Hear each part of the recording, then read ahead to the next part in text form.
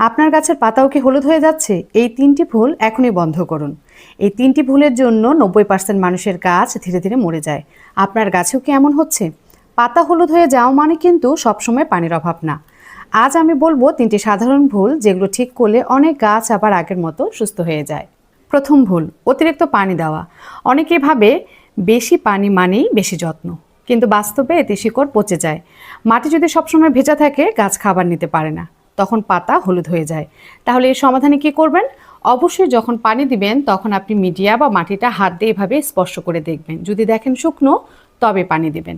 ভুল নাম্বার 2, ভুল জায়গায় গাছ রাখা। সব গাছ কিন্তু সরাসরি রোদ সহ্য করতে পারে না, আবার অনেক গাছ অন্ধকারেও বাঁচে না। তাহলে আপনাকে কি করতে হবে? সবার আগে আপনাকে জানতে হবে কোন গাছ রোদ পছন্দ করে এবং কোন গাছ একটু রোদ কম পছন্দ করে। যেমন ইনডোরের গাছগুলো আমরা যদি জানালার পাশে রাখি তাহলে কিন্তু ইনডোরের গাছগুলো ভালো থাকে, এটুকু আপনাকে জানতে হবে অবশ্যই। তাই আগে গাছটি সম্পর্কে জানুন, সে কি পছন্দ করে, সে কি রোদ পছন্দ করে নাকি রোদ পছন্দ করে না। ভুল নাম্বার 3, আমরা সবচেয়ে বেশি যে ভুলটা করি সেটি হলো সার বেশি দেওয়া।